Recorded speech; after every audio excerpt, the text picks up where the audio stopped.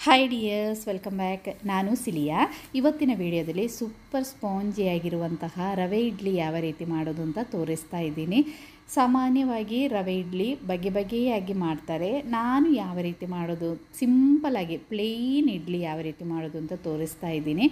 ಈ ಇಡ್ಲಿಗೆ super combination ಆಗಿರುವಂತಹ ಕೆಂಪು ಚಟ್ನಿ ರೆಸಿಪಿಯನ್ನು ಸಹ ತೋರಿಸ್ತಾ ಇದ್ದೀನಿ. ನನ್ನ ಈ ವಿಡಿಯೋ ನೋಡ್ತಿದ್ದಂಗೆ ನಿಮಗೆ ಇಷ್ಟ ಆದರೆ ಪ್ಲೀಸ್ ಲೈಕ್ ಮಾಡಿ, ಶೇರ್ ಮಾಡಿ, ಕಮೆಂಟ್ ಮಾಡಿ, ನನಗೆ ಸಪೋರ್ಟ್ ಮಾಡಿ. ಉದ್ದಿನಬೇಳೆ ಮತ್ತು ಮೆಂತ್ಯ ಕಾಳನ್ನು ನೆನೆಯಲಿಕ್ಕೆ ಹಾಕಬೇಕು. ಅದಕ್ಕೋಸ್ಕರ ಒಂದು ಬೌಲಿಗೆ ನಾನು ಅರ್ಧ ಕಪ್ ಉದ್ದಿನ ಬೇಳೆಯನ್ನು ತಗೊಂಡಿದ್ದೀನಿ. ಅದರೊಟ್ಟಿಗೆ ಅರ್ಧ ಚಮಚ ಮೆಂತ್ಯ ಕಾಳನ್ನು ಸಹ ತಗೊಂಡಿದ್ದೀನಿ. ಇನ್ನು ಈ ಮೆಂತ್ಯ ಕಾಳು ಮತ್ತು ಉದ್ದಿನಬೇಳೆನ ಚೆನ್ನಾಗಿ 2-3 ಸತಿ ಫಸ್ಟಿಗೆ ನಾವು ಕ್ಲೀನ್ ಮಾಡ್ಕೋಬೇಕು. ಇನ್ನು ನೆನೆಯಲಿಕ್ಕೆ ಬೇಕಾದಷ್ಟು ನೀರನ್ನು ಹಾಕಿ ಇದನ್ನು 3-4 ಗಂಟೆ ನೆನೆಯಲಿಕ್ಕೆ ಬಿಡಬೇಕು. ಉದ್ದಿನಬೇಳೆ ಚೆನ್ನಾಗಿ ಒಂದು 4 ಗಂಟೆ ಎಲ್ಲ ನೆನೆದ್ರೆ ಸಾಕಾಗುತ್ತೆ. ಇಲ್ಲಿ ನೋಡಿ, ನಾನೊಂದು 4 ಗಂಟೆ ಬೇಳೆಯನ್ನು ನೆನೆಸಿದ್ದೀನಿ. ಇನ್ನು ಇದನ್ನು ನಮಗೆ ಮಿಕ್ಸಿ ಜಾರಿಗೆ ಹಾಕಿ ನೈಸಾಗಿ ಗ್ರೈಂಡ್ ಮಾಡಬೇಕು. ಚೂರು ಸಹ ತರಿ ಇಲ್ಲದೆ ಗ್ರೈಂಡ್ ಮಾಡಬೇಕು. ನಾನಿವಾಗ ಬೇಳೆಯನ್ನು ಮಿಕ್ಸಿ ಜಾರಿಗೆ ಹಾಕಿದ್ದೀನಿ. ಅದರೊಟ್ಟಿಗೆ ನಾವು ಸ್ವಲ್ಪ ಅನ್ನ, ನಾವು ಬಾಯ್ಲ್ ಮಾಡಿರೋ ಅನ್ನ ಇದೆಯಲ್ಲ, ನಮ್ಮದು ವೈಟ್ ರೈಸ್ ಆದರೂ ಆಗುತ್ತೆ, ಬಾಯ್ಲ್ ರೈಸ್ ಆದರೂ ಆಗುತ್ತೆ. ನಾವು ಯಾವ ಕಪ್ಪಲ್ಲಿ ಉದ್ದಿನಬೇಳೆ ತಗೊಂಡಿದ್ದೀವೋ ಅದೇ ಕಪ್ಪಲ್ಲಿ 1 ಕಪ್ ಅನ್ನವನ್ನು ಸಹ ತಗೊಂಡಿದ್ದೀನಿ. ಇನ್ನು ಇದನ್ನು ನೈಸಾಗಿ ರುಬ್ಬಬೇಕು. ಚೂರು ಸಹ ತರಿ ಇಲ್ಲದೆ ನಾನೀಗ ರುಬ್ಬಿದ್ದೀನಿ. ರುಬ್ಬಿದ ಹಿಟ್ಟನ್ನು ಬೇರೆ ಸ್ವಲ್ಪ ದೊಡ್ಡ ಪಾತ್ರೆಗೆ ನಮಗೆ ಹಾಕೋಣ. ಇನ್ನು ಮಿಕ್ಸಿ ಜಾರನ್ನೆಲ್ಲ ಕ್ಲೀನ್ ಮಾಡಿ ಸ್ವಲ್ಪ ನೀರನ್ನು ಸಹ ಇದಕ್ಕೆ ಸೇರಿಸಬೇಕು. ಜಾಸ್ತಿ ನೀರಾಗಬಾರ್ದು, ಬೇಕಂದರೆ ನಮಗೆ ನೀರು ಆಮೇಲೆ ಸೇರಿಸ್ಬೋದು. ಇದನ್ನು ಮುಚ್ಚಿ ನಮಗೆ ಒಂದು ಸೈಡಿಗೆ ಇಟ್ಕೊಳ್ಳೋಣ. ಇನ್ನು ನಮಗೆ ಬೇಕಾದ್ದು ಇಡ್ಲಿ ರವೆ. ನಾನಿವಾಗ ಡಿಮಾರ್ಟಿಗೆ ಹೋಗುವಾಗ ತಿಂಗಳಿಗೆ ಒಂದು ಸರ್ತಿ ಸ್ವಲ್ಪ ಜಾಸ್ತಿ ಇಡ್ಲಿ ರವೆಯಲ್ಲೆಲ್ಲ ತಂದು ಇದೇ ರೀತಿ ಸ್ಟೋರ್ ಮಾಡಿ ಇಟ್ಕೊಳ್ತೀನಿ. ಇದು ಸ್ವಲ್ಪ ಹುಳ ಎಲ್ಲ ಬರೆದಿರ್ಲಿಕ್ಕೋಸ್ಕರ ನಾನು ಫ್ರಿಜ್ಜಲ್ಲಿ ಇಟ್ಟಿರ್ತೀನಿ. ಈ ಡಿಮಾರ್ಟಿಂದೆಲ್ಲ ತಂದರೆ ಬೇಗ ಅದರಲ್ಲಿ ಸ್ವಲ್ಪ ಹುಳ ಎಲ್ಲ ಬಂದಾಗೆ ನನಗೆ ಅನಿಸುತ್ತೆ. ಅದಕ್ಕೆ ನಾನು ಇದನ್ನು ಫ್ರಿಜ್ಜಲ್ಲಿ ಸ್ಟೋರ್ ಮಾಡಿ ಇಟ್ಕೊಳ್ತೀನಿ. ಇನ್ನು ಬೇರೆ ಒಂದು ಪಾತ್ರೆಗೆ ನಾನು 2 ಕಪ್ ಇಡ್ಲಿ ರವೆಯನ್ನು ತಗೊಂಡಿದ್ದೀನಿ. ನೋಡಿ, 2 ಕಪ್ ಇಡ್ಲಿ ರವೆಗೆ ಅರ್ಧ ಕಪ್ ಉದ್ದಿನಬೇಳೆ ಮತ್ತು ಅರ್ಧ ಚಮಚ ಮೆಂತೆಯನ್ನು ರುಬ್ಬಿದ್ದು. ಇನ್ನಿದಕ್ಕೆ ಸ್ವಲ್ಪ ನೀರನ್ನು ಹಾಕಿ ಚೆನ್ನಾಗಿ ಕೈಯಲ್ಲಿ ಈ ಥರ ಮಿಕ್ಸ್ ಮಾಡ್ತಾ ಈ ರವೆನೆಲ್ಲ ಕ್ಲೀನ್ ಮಾಡಬೇಕು. ನೋಡಿ, ಇದೇ ರೀತಿ ಕೈಯಲ್ಲಿ ಸ್ವಲ್ಪ ಈ ಥರ ನಾವು ಇದನ್ನು ಮಿಕ್ಸ್ ಮಾಡಿ ಕ್ಲೀನ್ ಮಾಡಿ ಆದಮೇಲೆ ಈ ರವೆಯನ್ನು ತೆಗೆದು ಕೈಯಲ್ಲಿ ಹಿಂಡಿ ತೆಗಿಬೇಕು. ಚೂರು ಸಹ ನೀರಿನ ಅಂಶ ಇಲ್ಲದೆ ಇದೇ ರೀತಿ ನಾವು ನೀರಿಲ್ಲದೆ ತೆಗಿಬೇಕು. ನೋಡಿ, ತೆಗೆದಿರುವ ರವೆಯನ್ನು ನಾವು ರುಬ್ಬಿ ಇಟ್ಟಿರುವಂತಹ ಹಿಟ್ಟಿದೆಯಲ್ಲ, ನಾವು ಉದ್ದಿನಬೇಳೆ ಮತ್ತು ಮೆಂತ್ಯಕಾಳನ್ನು ರುಬ್ಬಿ ಇಟ್ಟಿದ್ದೀವಲ್ಲ ಅದಕ್ಕೆ ಹಾಕಬೇಕು. ಚೂರು ಸಹ ನೀರಾಗಬಾರ್ದು. ನೀರು ಜಾಸ್ತಿ ಆದರೆ ನಮ್ಮದು ಇಡ್ಲಿ ಅಷ್ಟೊಂದು ಸಾಫ್ಟಾಗಿ ಬರೋದಿಲ್ಲ. ಅದಕ್ಕೆ ಚೂರು ಸಹ ನೀರಿಲ್ಲದ ಹಾಗೆ ಹೀಗೆ ನಮಗೆ ಹಾಕಬೇಕು. ಇನ್ನು ಕೈಯಲ್ಲೇ ಹಿಟ್ಟನ್ನು ಚೆನ್ನಾಗಿ ಮಿಕ್ಸ್ ಮಾಡಬೇಕು. ನಾವು ಫಸ್ಟಿಗೆ ರುಬ್ಬಿ ಇಟ್ಟಿದ್ವಲ್ಲಿ ಅದಕ್ಕೆ ನಾವು ರವೆಯನ್ನು ಹಾಕಿದ್ದೀವಲ್ಲ, ಈಗ ಎಲ್ಲ ಕಡೆ ಚೆನ್ನಾಗಿ ಕೈಯಲ್ಲಿ ಮಿಕ್ಸ್ ಮಾಡಿದರೆ ಅಷ್ಟು ಒಳ್ಳೆಯದು. ಈಗ ಸ್ಪೂನಲ್ಲೆಲ್ಲ ಮಿಕ್ಸ್ ಮಾಡ್ಬೋದು, ಆದರೂ ಸಹ ನಾವು ನಮ್ಮ ಮನೆಯಲ್ಲೇ ನಾವು ಮಾಡುವಾಗ ಕೈಯಲ್ಲೇ ಸ್ವಲ್ಪ ಚೆನ್ನಾಗಿ ಮಿಕ್ಸ್ ಮಾಡಿದರೆ ಇಡ್ಲಿ ಎಲ್ಲ ತುಂಬ ಸಾಫ್ಟಾಗಿ ಬರುತ್ತೆ. ಎಲ್ಲ ಮಿಕ್ಸ್ ಆದಮೇಲೆ ಇನ್ನು ಇದನ್ನು ಮುಚ್ಚಿ 5-6 ಗಂಟೆ ರೆಸ್ಟ್ ಆಗಲಿಕ್ಕೆ ಬಿಡೋಣ. ನಾನೀಗ ಬೆಳಿಗ್ಗೆ ತಿಂಡಿಗೋಸ್ಕರ ರಾತ್ರಿ ಇದನ್ನು ಮಿಕ್ಸ್ ಮಾಡಿ ಇಟ್ಟಿದ್ದೀನಿ.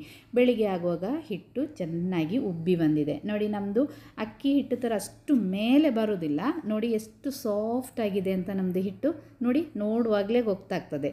ಇನ್ನು ಇದನ್ನು ಮಿಕ್ಸ್ ಮಾಡಬೇಕು. ಮಿಕ್ಸ್ ಮಾಡುವಾಗ ನಾವು ಉಪ್ಪು ಸೇರಿಸಿರಲಿಲ್ಲ. ಇವಾಗ ರುಚಿಗೆ ತಕ್ಕಷ್ಟು ಉಪ್ಪನ್ನು ಸಹ ಸೇರಿಸಿ ಹಿಟ್ಟನ್ನು ಚೆನ್ನಾಗಿ ಮಿಕ್ಸ್ ಮಾಡೋಣ. ನೋಡಿ, ಉಪ್ಪನ್ನು ಸೇರಿಸಿದಾಯಿತು. ಹಿಟ್ಟು ನೋಡುವಾಗಲೇ ಗೊತ್ತಾಗ್ತದೆ ನೋಡಿ ಎಷ್ಟು ಸಾಫ್ಟಾಗಿ ಬಂದಿದೆ ಅಂತ. ನಾವು ಸ್ವಲ್ಪ ಅನ್ನ ಅಥವಾ ಅವಲಕ್ಕಿಯನ್ನು ಸಹ ನಮಗೆ ಸೇರಿಸಿ ರುಬ್ಬಬೋದು ಈ ಉದ್ದಿನಬೇಳೆಯನ್ನು. ಇನ್ನು ನಮ್ಮದು ಇಡ್ಲಿ ತಟ್ಟೆ ತೆಗೆದು ಇಡ್ಲಿ ತಟ್ಟೆಗೆ ಫಸ್ಟಿಗೆ ಎಣ್ಣೆಯನ್ನು ಸವರಬೇಕು. ಸಾಮಾನ್ಯ ನಾವು ನಾರ್ಮಲ್ ಇಡ್ಲಿ ಮಾಡುವಾಗೆ ಎಣ್ಣೆಯನ್ನು ಸವರಿ ಆದಮೇಲೆ ನಾವು ಹಿಟ್ಟನ್ನು ಹಾಕಬೇಕು.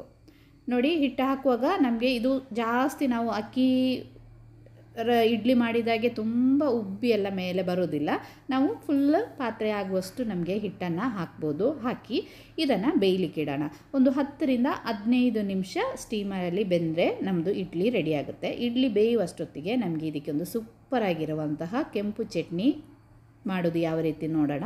ಒಂದು ಪಾತ್ರೆಗೆ ನಾನು ಒಂದು 5-6 ಎಸಳು ಬೆಳ್ಳುಳ್ಳಿಯನ್ನು ತಗೊಂಡಿದ್ದೀನಿ. ಖಾರಕ್ಕನುಸಾರವಾಗಿ ಉದ್ದ ಮೆಣಸನ್ನು ತಗೊಂಡಿದ್ದೀನಿ. ಮತ್ತು ಒಂದು ಸ್ವಲ್ಪ ಜೀರಿಗೆಯನ್ನು ಸಹ ಸೇರಿಸಿ ಇದಕ್ಕೆ ಸ್ವಲ್ಪ ಎಣ್ಣೆ ಹಾಕಿ ಇದನ್ನು ಫ್ರೈ ಮಾಡಬೇಕು. ಹುರಿದ್ರೆ ನಮ್ಮದು ಬೆಳ್ಳುಳ್ಳಿದೆಲ್ಲ ಹಸಿ ಸ್ಮೆಲ್ಲು ಹೋಗಬೇಕು. ಇನ್ನು ಇದಕ್ಕೆ ಸ್ವಲ್ಪ ನಾನು ಇದನ್ನು ಹುರಿದು ಸಿಪ್ಪೆಯನ್ನು ತೆಗೆದಿರುವ ಶೇಂಗಾ ಬೀಜವನ್ನು ಸೇರಿಸ್ಕೊಂಡಿದ್ದೀನಿ. ಅದರೊಟ್ಟಿಗೆ ಸ್ವಲ್ಪ ತುರಿದಿರುವ ತೆಂಗಿನಕಾಯಿ ಮತ್ತು ಸ್ವಲ್ಪ ಹುಣಸೆ ಹಣ್ಣನ್ನು ತಗೊಂಡಿದ್ದೀನಿ. ಇದನ್ನೆಲ್ಲ ಈ ಪಾತ್ರೆಯಲ್ಲಿ ಸ್ವಲ್ಪ ಬಿಸಿ ಇರುತ್ತೆ ನೋಡಿ, ಇದನ್ನೆಲ್ಲ ಒಂದು ಸರ್ತಿ ಮಿಕ್ಸ್ ಮಾಡಬೇಕು. ಆ ತೆಂಗಿನಕಾಯಿ ಎಲ್ಲ ಲೈಟಾಗಿ ಸ್ವಲ್ಪ ಬಿಸಿ ಆಗುತ್ತೆ, ಆ ಎಣ್ಣೆ ಅಂಶ ಎಲ್ಲ ತಾಗಿ.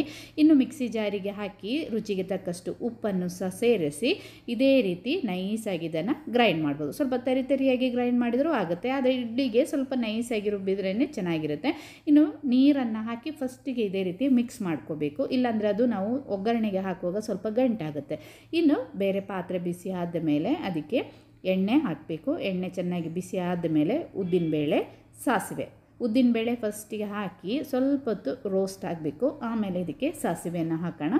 ಸಾಸಿವೆ ಸಿಡಿದಾದ ಮೇಲೆ ಇದಕ್ಕೆ ನಾವು ಸ್ವಲ್ಪ ಫ್ರೆಶ್ ಆಗಿರುವಂತಹ ಕರಿಬೇವು ಸೊಪ್ಪು, ನಾವು ಒಗ್ಗರಣೆಗೆ ಅಂತೆಲ್ಲ ಹಾಕ್ತೀವಿ, ಮತ್ತು ಇದಕ್ಕೆ ಬೇಕಂದರೆ ಸ್ವಲ್ಪ ಜೀರಿಗೆಯನ್ನು ಸಹ ಹಾಕ್ಬೋದು, ಒಣಮೆಣಸಿನಕಾಯಿ, ಇದನ್ನೆಲ್ಲ ಹಾಕಿ ಫ್ರೈ ಮಾಡಿ ಇದೆಲ್ಲ ಹುರಿದು ಒಳ್ಳೆ ಸ್ಮೆಲ್ ಬರುತ್ತೆ ನೋಡಿ. ಆವಾಗ ನಾವು ರುಬ್ಬಿಟ್ಟಿರುವಂತಹ ಚಟ್ನಿಯನ್ನು ಇದಕ್ಕೆ ಹಾಕಬೇಕು.